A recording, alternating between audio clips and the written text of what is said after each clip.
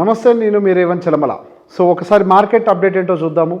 So ఈ market update చేసుకునే టైంకి ఒకవైపు India US trade deal complete అయిపోయింది, యూనియన్ బడ్జెట్ కంప్లీట్ అయిపోయింది, ఒక రోలర్ కోస్టర్ రైడ్ మొత్తం కూడా కంప్లీట్ అయిపోయింది. యూనియన్ బడ్జెట్ జరుగుతున్నంతసేపు ఆల్మోస్ట్ ప్రశాంతంగా ఉంది అనుకున్నాం. ఎస్టీటీ ఇంట్రడ్యూస్ అయింది, మార్కెట్ మనకి 25,000 లెవెల్స్ని బ్రేక్ చేసింది. All of the sudden over night India US trade deal complete అయింది, 26,000 అబోవ్ మార్కెట్ ఓపెన్ అయింది. హ్యూజ్ వాలటాలిటీ, పైకి కిందకి పెద్ద పెద్ద స్వింగ్స్. ఇప్పుడు మార్కెట్ డైరెక్షన్ ఎటువైపు? రెండు మేజర్ ఈవెంట్స్ కంప్లీట్ అయిపోయినాయి. గత సంవత్సర కాలంగా కష్టపడుతున్నటువంటి ఒక ప్రాబ్లం సాల్వ్ అయిపోయింది ఆల్మోస్ట్. సో మార్కెట్ డైరెక్షన్ ఇక్కడ నుంచి ఎటువైపు అండ్ ఏ సెక్టార్స్ ఎక్కువగా బెనిఫిట్ తీసుకునే అవకాశాలు ఉన్నాయి అండ్ ఈ శుక్రవారంకి మార్కెట్స్ ఎక్కడ క్లోజ్ అవ్వడానికి అవకాశాలు ఉన్నాయి. సో మేజర్ ఈవెంట్స్ మనకి రానున్న రోజుల్లో ఆర్బీఐ ఎంపీసీ మీటింగ్ ఒక అవుట్కమ్ కూడా రాబోతోంది. మనకి ఇంట్రెస్ట్ రేట్ కట్స్ ఉన్నట్లయితే డెఫినెట్గా మనకి బ్యాంక్స్ ఇవన్నీ కూడా మరింతగా బూస్ట్ అవుతాయి, రియాలిటీ బూస్ట్ అవుతుంది, ఇన్ఫ్రా బూస్ట్ అవుతుంది, ఇవన్నీ కూడా కొద్దిగా బూస్ట్ అయ్యే అవకాశాలు కూడా ఉన్నాయి. అంటే మనకి ఇంకా about to have one more good news అని ఎక్స్పెక్ట్ చేస్తున్నాను. ఈవెన్ ఇంట్రెస్ట్ రేట్ పాస్ చేసినా కానీ అది పెద్ద ఎత్తున మార్కెట్ని అయితే ఇంపాక్ట్ చేసే అవకాశాలు అయితే కనిపించట్లేదు. సో ఇప్పుడు యాజ్ ఆఫ్ నో మనకి మార్కెట్ 25,700 దగ్గర నిఫ్టీ అయితే సర్వైవ్ అవుతుంది.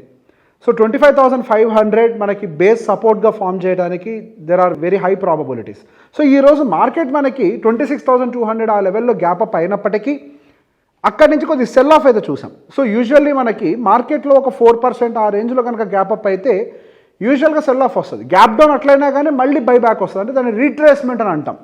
మార్కెట్ ఎప్పుడైతే కొంచెం న్యూట్రల్ ఆర్ 1% ఈ రేంజ్లో ఓపెన్ అవుతుందో అప్పుడు మనకి ఒక మంచి స్వింగ్ తీసుకోవడానికి పాసిబిలిటీ ఉంటుంది. కానీ పెద్ద పెద్ద గ్యాప్అప్స్, పెద్ద పెద్ద గ్యాప్ డౌన్స్ అనేది సర్వైవ్ కావు మార్కెట్లో. So bigger gap ups will be sold into and bigger gap downs will be bought into. So ఇదే ఫార్ములా ఎప్పుడైనా గుర్తుపెట్టుకోవాలి మనం. సో ఈరోజు గ్యాప్ అప్ అయిన తర్వాత అక్కడి నుంచి సెల్ ఆఫ్ వచ్చింది అని అంటే that doesn't mean there is something bad again. So బేసిక్గా దీనికి గల కారణం ఇంకొక రకంగా కూడా తీసుకోవచ్చు. మనకు ఆల్రెడీ ఎఫ్ఐఎస్ యొక్క షార్ట్ పొజిషన్స్ విపరీతంగా ఉన్నాయి మార్కెట్లో. అంత షార్ట్ పొజిషన్స్ పెట్టుకొని వాళ్ళు మార్కెట్ని అక్కడెందుకు సర్వైవ్ కానిస్తారు?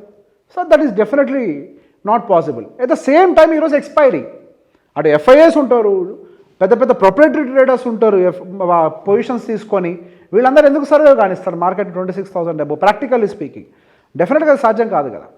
సో డెఫినెట్గా వాళ్ళు మళ్ళీ మార్కెట్ కిందకు తీసుకొస్తారు. ఎక్స్పైరీ డే రోజు ఇది రావడం కూడా ఒక ప్రాబ్లమే మేబీ. లేకపోతే మార్కెట్ మళ్ళీ కిందకు వచ్చింది కదా, పైకి కూడా ఎల్లుండేదేమో. ఎక్స్పైరీ డే ఉంది కదా, దాని రిలేటెడ్ ఇష్యూస్ ఉంటాయి కదా. జస్ట్ ఇమాజిన్ ఈరోజు ఎంతమంది ట్రేడర్స్ సఫర్ అయ్యి ఉంటారు.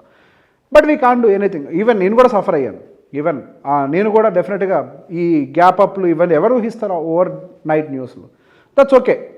బట్ ఇక్కడి నుంచి మాత్రం మార్కెట్ కొద్దిగా రేంజ్ బౌండ్లో ఉండే అవకాశాలు ఎక్కువగా కనపడుతున్నాయి. పర్టికులర్గా శుక్రవారం వరకు 25,500 దగ్గర నుంచి 26,000 ఈ 500 పాయింట్ల రేంజ్లో plus or minus few points అటు ఇటో మనకి మార్కెట్ కొద్దిగా కన్సాలిడేషన్ జరగచ్చు. ఒక పెద్ద స్వింగ్ వచ్చింది కదా, అండ్ దాంతోపాటుగా మార్కెట్లో ఉన్నటువంటి ఫ్రెష్ పొజిషన్స్ని తీసుకోవటం అన్నీ మారుతూ ఉంటాయి. బడ్జెట్ ఒకటి ఫ్యాక్టర్ చేయాలి, ఏమేమి సెక్టర్స్ బెనిఫిట్స్ తీసుకుంటే ఫ్యాక్టర్ చేసుకోవాలి. ఎట్ ద సేమ్ టైం ఇమీడియట్గా మనకి ఇది కూడా వచ్చేసింది ట్రేడ్ డీల్. సో ఇక్కడ కూడా కొద్దిగా పొజిషన్స్ రీఅడ్జస్ట్మెంట్స్ జరుగుతాయి. So there is a high probability of consolidation for next week. I believe consolidation జరిగిన తర్వాత ఆర్బీఐ ఏమన్నా రేట్ కట్ ఇస్తే it could be one more trigger on the higher side. But down side probability అయితే almost తగ్గిపోయింది. If బడ్జెట్లో bad news లేకపోయి ఉంటే అసలు మనం ఇక్కడ దాకా వచ్చేవాళ్ళం కాదు, అంత కిందకి పడి ఉండేవాళ్ళం కాదు. బడ్జెట్లో ఎస్టీటీ రిలేటెడ్ ఒక చిన్న ఇష్యూ, అది ఇన్వెస్టర్స్కి బ్యాడ్ న్యూస్ ఏం కాదు, ఓన్లీ ఫర్ ట్రేడర్స్. కాకపోతే పెద్ద ట్రేడర్స్ కూడా ఉంటారు కదా, ఎఫ్ఐఎస్, ప్రొప్రైటరీ ట్రేడర్స్, అందరూ డిసప్పాయింట్ అవుతారు యూజువల్లీ, ఎందుకంటే వాళ్ళకి పెద్ద వాల్యూమ్స్లో చేస్తుంటారు కాబట్టి. అది లేకపోయి ఉంటే అసలు మనకు ఆ రేంజ్కి కూడా ఫాలో అయ్యే వాళ్ళం అయి ఉండేవాళ్ళం కాదు. సో పర్టికులర్గా ఇప్పుడు జరిగిన వాటిల నుంచి కొన్ని సెక్టర్ ఐడెంటిఫికేషన్స్ కూడా చూసుకున్నట్లయితే మేజర్గా టూరిజం మీద కొద్ది ఫోకస్ ఎక్కువగా పెరుగుతుంది. మేబీ ఏరోస్పేస్ ఇండస్ట్రీ కొద్దిగా బలపడటానికి అవకాశం కనపడుతుంది. సో ఏవియేషన్ ఇండస్ట్రీ ఎక్కువ ఎక్స్పాన్షన్లోకి వెళ్ళొచ్చు. ఈ ట్రేడ్ డీల్ కూడా పూర్తయింది అండ్ డ్రగ్ రిలేటెడ్ రీసెర్చ్ మనకి బడ్జెట్లో కూడా ఎస్టాబ్లిష్ చేశారు. సో ఈ ట్రేడ్ డీల్ కూడా కంప్లీట్ అయిపోయింది. అఫ్కోర్స్ మన ట్రేడ్ ఇంపాక్ట్ అనేది పెద్ద ఎత్తున ఫార్మాసిటికల్ ఇండస్ట్రీ మీద లేనప్పటికీ ఇక మీద రిస్ట్రిక్షన్స్ ఉండవు అని ఒక మంచి న్యూస్. హెల్త్ కేర్ సెగ్మెంట్ని పాజిటివ్గా మూవ్ చేయొచ్చు. అండ్ ఇన్ని రోజుల నుంచి ఐటీ సెక్టర్ విపరీతంగా ఇబ్బందులు పడుతుంది. ఆల్రెడీ అసలు ట్రేడ్ డీల్ ముందు నుంచి సఫర్ అవుతుంది, ట్రేడ్ డీల్ తర్వాత కూడా సఫర్ అయింది. ఈ ట్రేడ్ డీల్ అనేవి ఈ కొంచెం ఈజ్ చేయడానికి అవకాశం ఉంటుంది. ఆర్డర్ బుక్స్ పెంచుకోవడానికి ఐటీకి చాలా హై ప్రాబబిలిటీ కనిపించే అవకాశాలు ఉన్నాయి. ఎట్ ద సేమ్ టైం మనకి ఎకానమీ ఓపెన్ అవుతుంది కాబట్టి ఈ జాబ్స్ పోతాయని ఒక భయం కూడా కొంత తగ్గుతుంది. ఇన్ఫ్యాక్ట్ న్యూ జాబ్ ఆపర్చునిటీస్ వస్తాయి. న్యూ జాబ్ ఆపర్చునిటీస్ ఒకటే కాదు, హై పేడ్ జాబ్ ఆపర్చునిటీస్ కూడా వస్తాయి. When we have all this, ఇవన్నీ ఉన్నప్పుడు సహజంగా ఏం జరుగుతుంది, కన్సంప్షన్ బూస్ట్ అవుతుంది. కన్జంప్షన్ బూస్ట్ ఒకటే అవుతుంది అంటే రియాలిటీ బూస్ట్ అవుతుంది. రియాలిటీ ఎందుకు బూస్ట్ అవుతుంది? డిజిటల్ ఇన్ఫ్రాస్ట్రక్చర్ ఇండియాకి రాబోతోంది.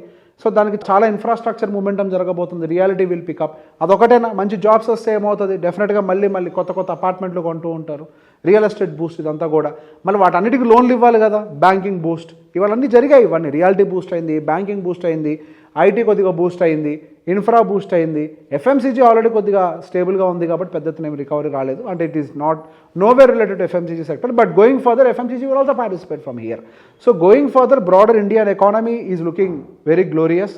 సో మనం అనుకున్నటువంటి ఎస్టిమేట్స్, మనం in the sense like global research agencies కానీ మనం పెట్టుకున్నటువంటి కొన్ని ఎస్టిమేట్స్ ఏవైతే ఉన్నాయో గోయింగ్ ఫర్దర్ అవి రీచ్ అవడానికి చాలా హై ప్రాబబిలిటీస్ అయితే కనపడుతున్నాయి. అండ్ పర్టికులర్గా స్మాల్ క్యాప్ లాంటి సెగ్మెంట్స్ మొన్న వచ్చినటువంటి ఫాలో దాదాపు 20% కరెక్ట్ అయింది ఫ్రమ్ ఆల్ టైమ్ హై. అది గ్రేట్ ఆపర్చునిటీగా తీసుకొని ఇన్వెస్ట్ చేసిన వాళ్ళకి రానున్న రోజుల్లో మేబీ మంచి రిటర్న్స్ రావచ్చేమో, దట్ వీ డోంట్ నో, మంచి అవకాశాలు ఉండొచ్చేమో. But gold and silver investors మాత్రం కొంచెం జాగ్రత్తగా ఉండాలి. ఈ రోజు పెరిగింది కదా, మళ్ళీ ర్యాలీ మొదలవుతుంది. Every day is not hours. So బేసిక్గా దానికి ఉండేటువంటి ఫండమెంటల్ రీజన్స్ వల్ల అంత దూరం పెరగలేదు. రీటైల్ పార్టిసిపేషన్ ఎక్కువ అవడం వల్ల పెరిగాయి. ఈ ఒక్క పాయింట్ని గుర్తుపెట్టుకోండి. End of the day stock market ఎర్నింగ్స్కి ఎట్లా బానిసనో సిల్వర్ అండ్ గోల్డ్ వాటి ఒరిజినల్ డిమాండ్కి బానిస అవుతాయి. మధ్యలో వచ్చేటువంటి స్పెక్యులేటర్స్ వస్తుంటారు పోతుంటారు. ఆ స్పెక్యులేటర్స్ మనలాంటి వాళ్ళమే. సో అట్లాంటి వాటి జోలికి వెళ్ళటం కంటే కూడా ఫెయిర్ వాల్యుయేషన్స్లో రియల్ డిమాండ్ ఏవైతే కనిపిస్తున్నాయో వాటిని ఇన్వెస్ట్ చేసుకోవడం ఉత్తమమైన పని. ఇప్పుడు చాలామంది ఇన్వెస్టర్స్కి అసలు ఓపిక చచ్చిపోయింది. ఆల్మోస్ట్ లాస్ట్ 1 year నుంచి 1.5 year నుంచి రిటర్న్స్ కనిపించట్లేదు. బేసిక్గా మ్యూచువల్ ఫండ్స్లో కానీ వీటిల్లో పెట్టుబడులు పెట్టేవాళ్ళు చాలా క్లియర్ స్టాండ్స్లో ఉండాలి. మనం ఇందులో ఇన్వెస్ట్మెంట్ పెట్టేది లాంగ్ టర్మ్ పర్స్పెక్టివ్లో, షార్ట్ టర్మ్ పర్స్పెక్టివ్లో కాదు. లాంగ్ టర్మ్ పర్స్పెక్టివ్లో ఇన్వెస్ట్మెంట్ పెట్టిన వాళ్ళకి 1 year కన్సాలిడేషన్ ఎందుకు పెయిన్ఫుల్గా అనిపిస్తుందో నాకు అర్థం కావట్లేదు. ఎప్పుడైతే మనం ఈ కన్సాలిడేషన్లో ప్రాపర్గా యూనిట్స్ని అక్యూములేట్ చేసుకోగలుగుతామో అప్పుడు డెఫినెట్గా రిటర్న్స్ వస్తాయి. If you have really good market knowledge, ఈటీఎఫ్లు కొనుక్కునే వాళ్ళు లోవర్ లెవెల్లోకి వచ్చినటువంటి ఆ సెక్టర్ బేస్ ఈటీఎఫ్లు అక్యూములేట్ చేసుకోవడానికి అవకాశాలు ఉన్నాయి. మ్యూచువల్ ఫండ్ ఇన్వెస్టర్స్కి అయితే కిందకు వచ్చినప్పుడు ఎస్ఐపి పెంచుకోవడానికి లేదా లంసమ్స్ యాడ్ చేసుకోవడానికి అవకాశాలు దొరికాయి. సో గోయింగ్ ఫర్దర్ మార్కెట్ గ్లోరియస్గా మూవ్ అవుతుంది కానీ పెద్ద ఎత్తున భయపడటానికి లేదు. మార్కెట్ కింద పడ్డ రోజు కూడా ఇదే మాట చెప్పాను. మార్కెట్లో ఇవన్నీ కూడా చిన్న చిత్తగా స్ట్రక్చరల్ కరెక్షన్స్ మాత్రమే అండ్ ఇవన్నీ కూడా న్యూస్ బేస్డ్ రియాక్షన్స్ మాత్రమే. రాను రోజుల్లో మార్కెట్ ట్రెండ్ అంతా అప్ సైడ్ ఉంది. సో ఆ న్యూస్లన్నీ కొద్ది కరెక్షన్స్ చేస్తాయి కానీ పడిపోయేలాగా చేయవు. స్ట్రక్చరల్లీ మార్కెట్ పైన ఉన్నప్పుడు న్యూస్లు ఏం చేయలేవు. Structurally market is on the higher side. So రానున్న రోజుల్లో కొంచెం జాగ్రత్తగా ఫోకస్డ్గా యుఫోరియాతో కాకుండా కొంచెం కాన్షియస్గా ఇన్వెస్ట్ చేయండి. అండ్ ఈ వారానికైతే మాత్రం నా view market will consolidate. Thank you very much.